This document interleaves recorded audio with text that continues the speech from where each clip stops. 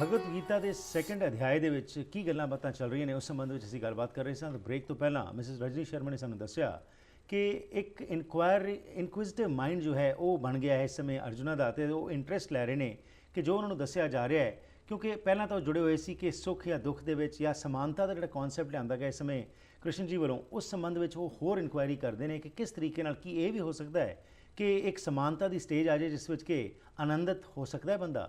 इस संबंध में और आगे की गलबात होती है और कुछ और जानकारी लेने जी।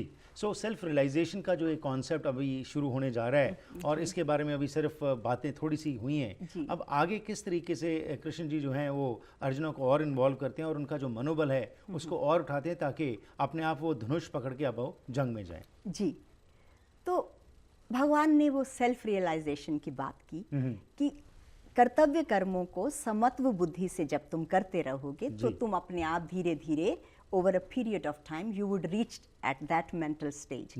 पर अर्जुन वो मेंटल स्टेज को या जीवन की उस अवस्था को वो कैसी होती है अभी जानना चाह रहे हैं और भगवान से पूछ रहे हैं कि केशव मुझे बताइए कि कैसे जो है स्थित प्रज्ञ शब्द यूज किया गीता में सेल्फ रियलाइज्ड के लिए कि वो कैसे बात करता है, वो कैसे चलता है, कैसे बैठता है।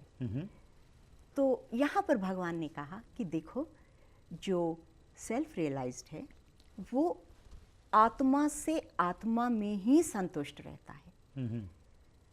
उसकी जो संतुष्टि आती है वो शरीर के तल पे नहीं है, वो मन के तल पे नहीं है और वो बुद्धि के तल पे भी नहीं है। वो आत्मा से आत्मा में तृप्त रहता है जी। जिस वक्त वो बोलता है तो वो जो बात करता है वो आत्मा के पॉइंट ऑफ व्यू से करता है, उस लेवल पे जाके वो बोलता है जी। जिस वक्त वो बैठता है तो इस तरीके से बैठता है जैसे कछुआ, ये एग्जाम्पल दिया उसके अंदर कि टॉर्टॉइज या टर्टल जो होता है वो अपनी इंद्रियों को या अपने जो लिम्ब्स हैं उनको ऐसे समेट के अपने अंदर बैठ जाता है।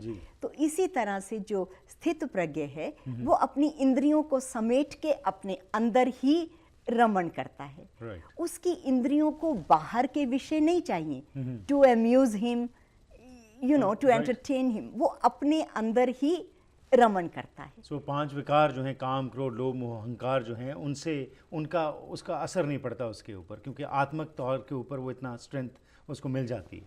इसके अलावा भी हरप्रीत जी ये जो विकार आपने कहे काम क्रोध लोभ मोह अहंकार, ये विकार शरीर के हैं, बुद्धि के हैं, मन के हैं, आत्मा पे इनका कोई प्रभाव नहीं है। और स्थित प्रज्ञ क्योंकि आत्मा के लेवल पे एस्टैब्लिश है ये विकार उसको नहीं परेशान करते। हालांकि जो स्थित प्रज्ञ है वो भी संसार में व्यवहार तो करेगा जी जी। वो बच्चा आएगा उसके सामने तो उससे वो उस तरह की बात करेगा, कोई ज्ञानी आएगा तो उस तरह से करेगा जी। पर वो जो उसकी अपने लिए स्थिति है वो उसको कोई और उसकी संतुष्टि के लिए बाहर से कोई चीज नहीं चाहिए उसको। तो तृप्त की आपने जो बात की कि सेटिस्फाइड आत्मिक तृप्तता जो है वो उसके पास होगी जी। राइट। तो ये उनके लक्षण बताए जी कि कछुए की तरह इंद्रियों को समेट के बैठता है, आत्मा से आत्मा में संतुष्ट रहता है और खुद को और दूसरों को सन्मार्ग पे लाने का प्रयत्न करता है। खुद भी उस मार्ग पे चलता है और दूसरे चले इसका भी प्रयास करता है क्योंकि श्रेष्ठ पुरुष जैसा आचरण करते हैं बाकी लोग उनको फॉलो करते हैं। इस तरीके से भगवान ने उनको बताया जी। अब फिर अर्जुन को कह रहे हैं इसलिए आसक्ति छोड़ और अपना युद्ध कर जी। यहाँ पर एक बात और कही कि कुछ लोग जो हैं वो क्या करते हैं कि अब जैसे सुन लिया कि कछुए की तरह अंग समेट लिए बैठ गए तो they behave like Giani's right.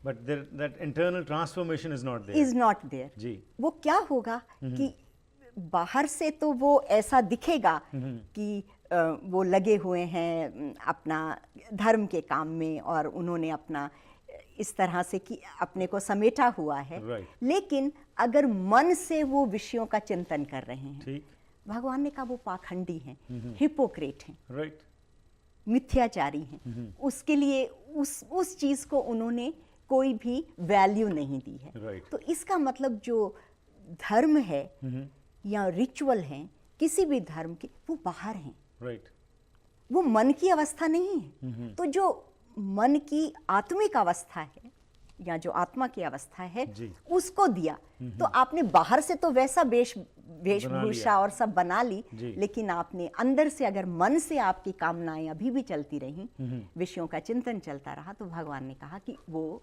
नहीं। राइट। और इसी करके आम तौर के ऊपर हम सुनते हैं मुंह में जी। राम राम बगल में छुरी वाली जो बात है जी। कि ये ट्रांसफॉर्मेशन जो धर्म है उसका तो मकसद था कि आपको अंदर से रिफॉर्म आपके अंदर लाता जी। और एक ऐसी ट्रांसफॉर्मेशन आती कि आप चलते फिरते धर्मी बन जाते। जी। लेकिन आज अफसोस ये है कि बहुत ज़्यादा इस चीज़ के ऊपर हम देख रहे हैं कि ज़्यादातर वो बाहर का जो है उसके ऊपर ज़्यादा स्ट्रेस कर दिया जाता है, जबकि अंदर की जो ट्रांसफॉर्मेशन है उस प्रति आज हम इतना सुहृद नहीं है। जी। राइट।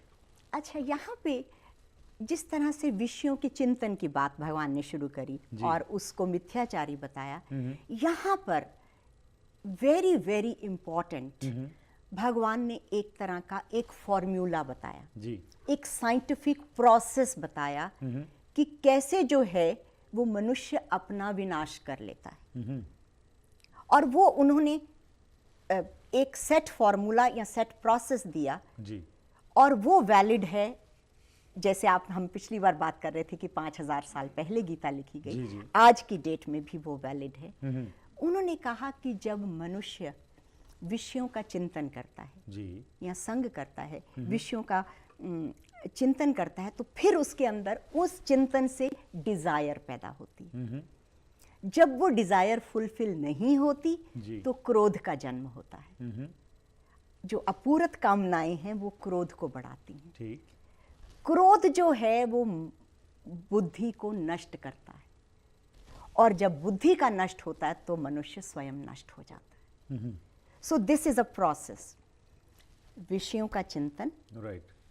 आप उससे डिजायर उत्पन्न होना, ठीक, उससे डिजायर क्रोध होगा। में व्यवधान से क्रोध उत्पन्न होना, क्रोध से हमारा माइंड की जो चिंतन करने की शक्ति है, what is right what is wrong, या वो खराब हो जाती है। वहां से फिर जो हमारी बुद्धि है, बुद्धि जो है वो ठीक से सोच नहीं सकती और भ्रष्ट हो जाती है। राइट। और भगवान ने कहा जब बुद्धि का नाश हो जाता है तो समझो मनुष्य का नाश हो गया। राइट। अभी अर्जुन सोच नहीं पा रहे थे।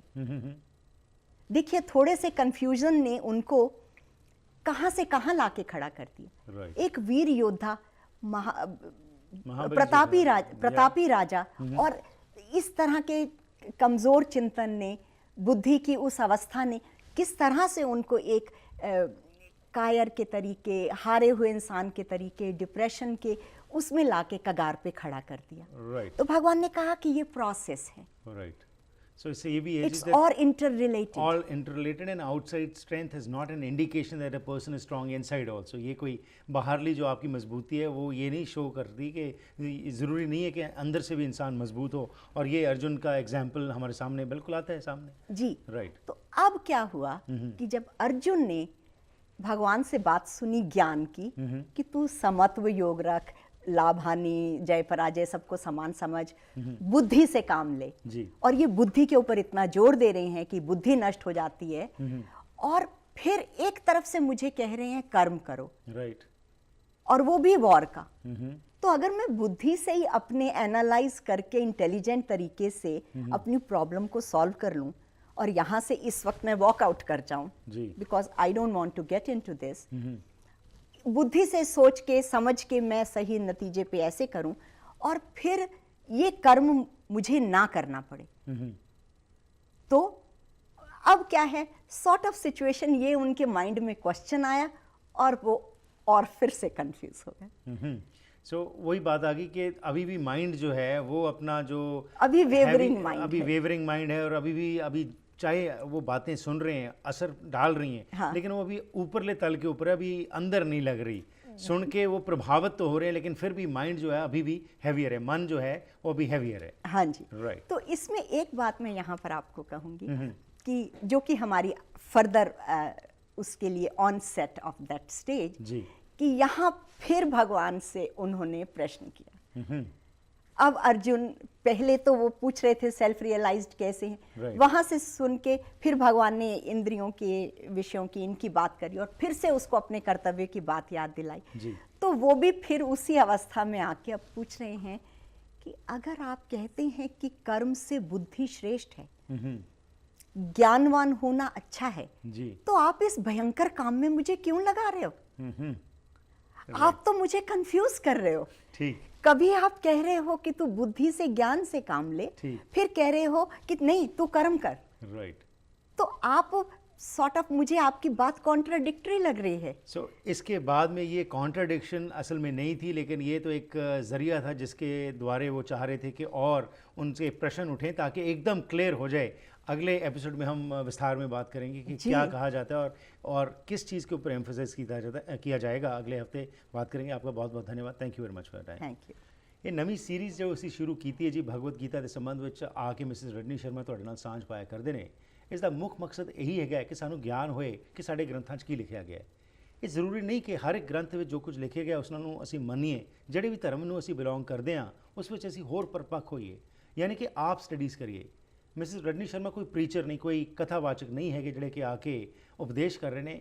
ਇਹ ਤਾਂ ਇੱਕ ਹਾਊਸਵਾਈਫ ਨੇ ਤੇ ਨਾਲ ਐਜ਼ ਅ ਵਲੰਟੀਅਰ ਵਜੋਂ ਇਹ ਕਾਫੀ ਸਾਰੇ ਹਸਪਤਾਲਾਂ ਵਿੱਚ ਤੇ ਹਸਪਤਾਲਾਂ ਵਿੱਚ ਕੰਮ ਕਰਦੇ ਨੇ।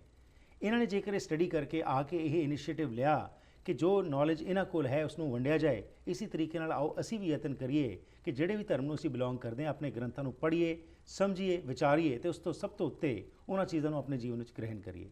ਪ੍ਰੋਗਰਾਮ ਦੀ ਕਰਦੇ ਹਾਂ ਇੱਥੇ ਹੀ ਸਮਾਪਤੀ ਜੀ। ਫੀਡਬੈਕ ਲਈ 604 603 7555 ਜਾਂ ਫਿਰ ਈਮੇਲ ਰਾਹੀਂ harpreet@akaltv.com ਤੇ ਸੰਪਰਕ ਕਰ ਸਕਦੇ ਹੋ। ਧੰਨਵਾਦੀ ਹਾਂ ਅਸੀਂ ਆਪਣੇ ਸਪਾਂਸਰਸ ਅਤੇ ਐਡਵਰਟਾਈਜ਼ਰਸ ਦੇ, ਜਿਨ੍ਹਾਂ ਦੀ ਬਦੌਲਤ ਇਹ ਪ੍ਰੋਗਰਾਮਸ ਤੁਹਾਡੇ ਤੱਕ ਪਹੁੰਚਦੇ ਨੇ।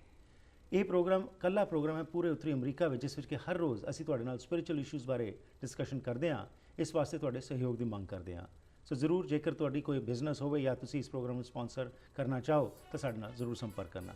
ਲੈਣਾ ਆ ਗਿਆ, ਫਿਰ ਮੁਲਾਕਾਤ ਕਰਾਂਗੇ। ਤਦ ਤੱਕ ਗੁੱਡ ਬਾਏ।